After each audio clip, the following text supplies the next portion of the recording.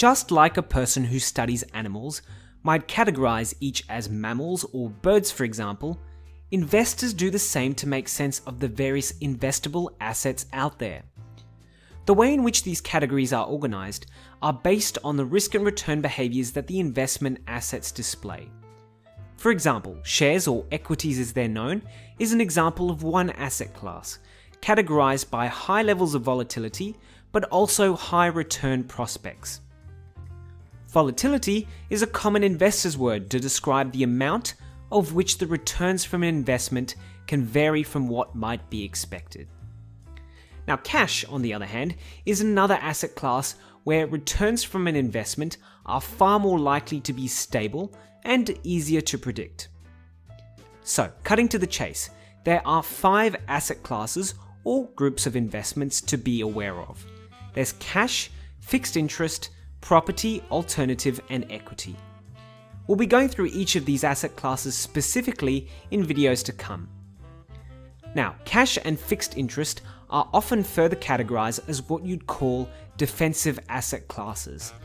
This is because they're generally viewed as more lower risk and stable return asset classes than the others.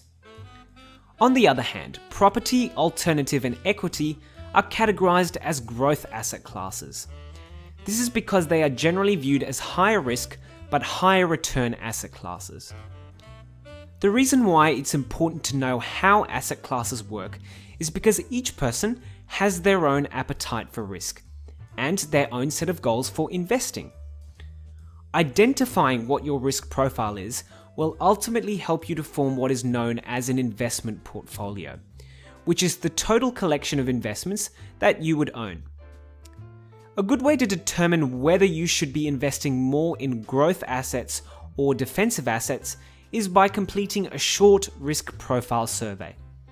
Several financial services companies make these publicly available, and they normally take about 5 minutes to complete. Let's say, for example, once you've completed a risk profile survey, that you are considered to be a balanced type investor, which is an example of one category. And it's recommended that your portfolio holds about 65% growth assets and 35% defensive assets.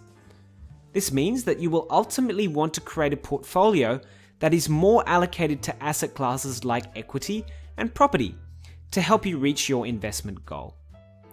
And hopefully this clearly introduces what asset classes are, as a convenient way of categorizing investments, and will help you to be more methodical when developing an investment strategy.